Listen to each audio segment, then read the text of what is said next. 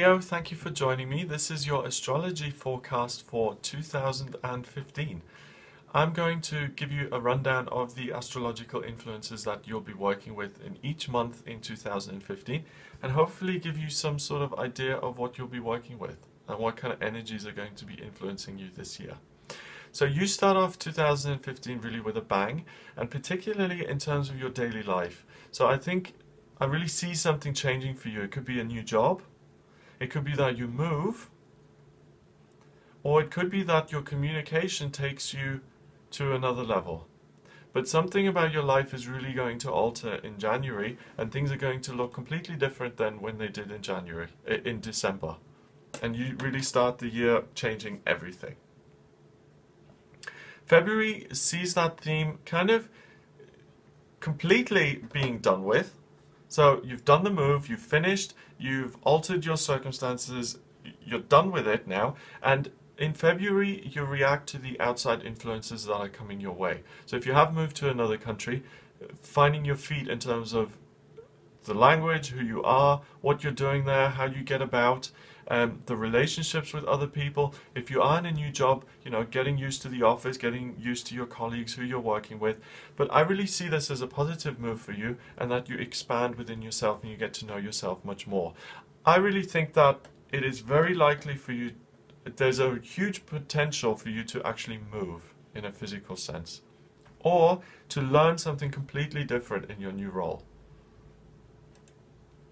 Really powerful stuff.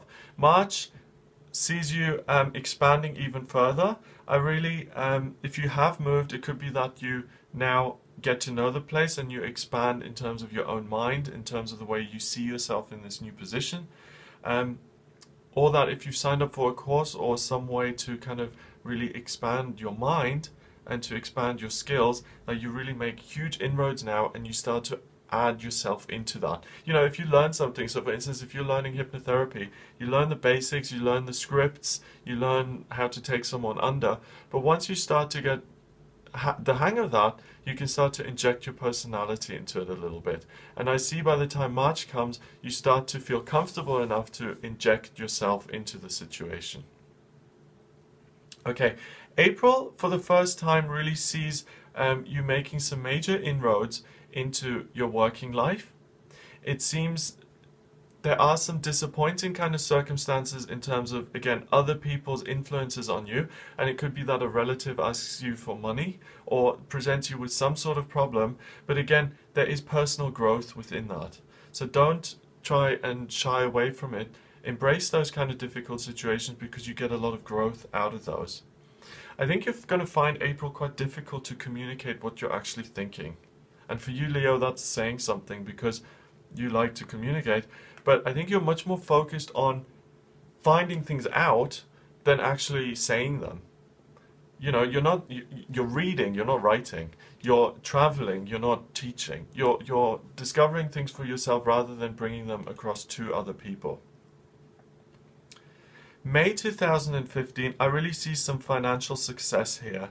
I see some really grounded, practical finances coming in. So expect a windfall, expect a promotion, expect to have more power and authority at work, expect something really practical to come in, a contract coming through, a house being sold, something really solid that will bring you extra money.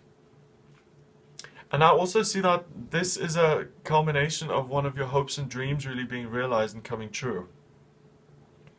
I think you're able to communicate what it is you love around this time of the year, what it is you want to achieve. If you've had the house that you've wanted to sell, you're able to now express why other people should buy it, and that will have a positive outcome and people will take you up on that. Wow, June continues, more hopes and dreams coming true. You really being lucky as an individual, being blessed. Around this time of year, you really have the Midas touch, and what you put your mind and hand to really becomes a success and really works out for you. I also see that you have a love for other people, and this is the key and the root of your good fortune. Because you treat other people really well, with love, with respect, people really bring that back to you. You are quite sensitive in terms of your family, so I don't see you spending so much time with your family over this summer.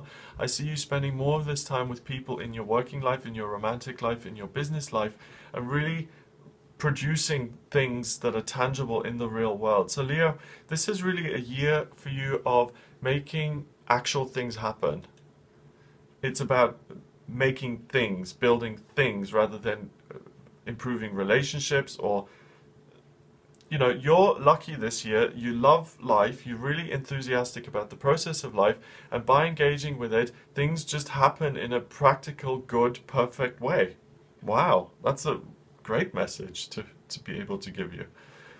July is very much about applying yourself to spirituality and having some sort of frustration with that.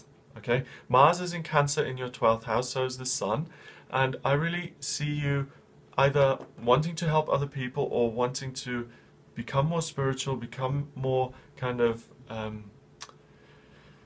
to access the higher realms, that desire is frustrated, that you become angry about it, and that you continue to have that problem communicating. So really, so far this year, it's not so much about speaking or writing or getting your point across, it's more about doing. When you do things, you're going to have more success. When you start to become analytical and try and figure things out and be very clever, that's when things kind of fall down. There's a unexplainable kind of luck factor within you, and when you try and put your finger on it, it goes away. Do you see what I mean? So don't try and overanalyze this year, really just put practical action in. Now, we're in August, and this is your best month. This is really, you're going to feel absolutely wonderful. You're going to have a huge amount of energy. Your communication problems will start to be overcome, and you will absolutely love the process of life. So things are going really well for you in relationships. They're going well for you with other people, and those blocks that you've had in June and July are now overcome, and you start to make progress, and the progress that you want to make. Go on a trip in September. All of that energy is now ebbing away. You have the money to go on a trip. September is going to be the best month for you financially this year so far.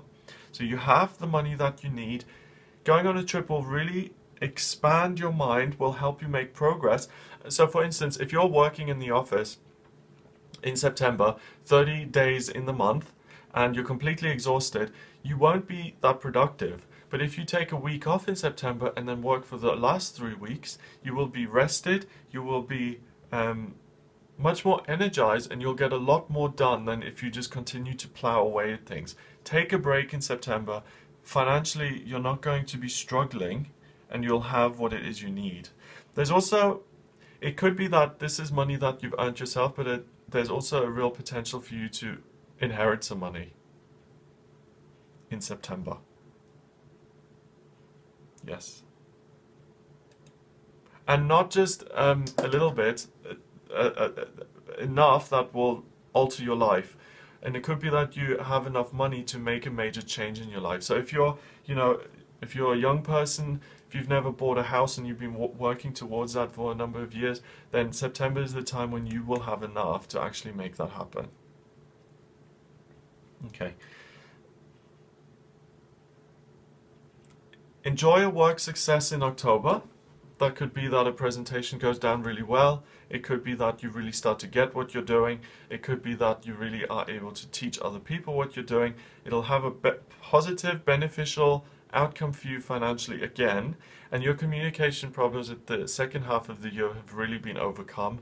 So really, if you are planning to pitch something, if you're selling a script, if you're starting a new company, second half of the year is much better for you in terms of communicating those desires. Okay, November is a family month for you, big time, and an opportunity comes to heal some hurt in the past and to really be of service to your family. And then things alter again completely in December, and the family situation is really good, and you've really dealt with some things there, and because you've dealt with some family crisis that has been hanging over you, so it could be a resentment towards one of your parents that has caused you not to speak to them for a couple of years, or having cut off a sibling or something like that. You revisit that, you work through it. That then opens you up emotionally, because resentments and grievances, things like that, they build walls within us, okay? And the more walls you have, they don't just apply to that person, they apply to everybody. So by letting these go, you open up, and I really see that December is going to be a really good month in terms of, if you're single, going out, dating, exploring your options,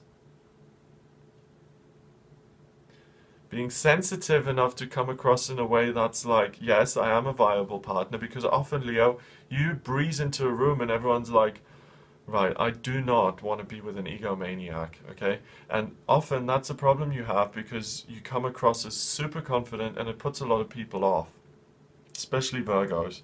So you're able to come across in a positive way that will really, you'll come across as grounded, more grounded than you usually would. So that's a great way to end the year, to kind of look forward to the future. And again, if you're in a relationship already, then you have the ability to really communicate in a constructive way with your existing partner. And that's what I see for you in 2015. Have a wonderful, wonderful year. If you'd like a private astrology reading with me, please get in touch via my website. It's gregoryscott.com. Remember to subscribe to this channel for future updates, and if you'd like to send me an email, you can. The address is readings@gregoryscott.co.uk. All the best!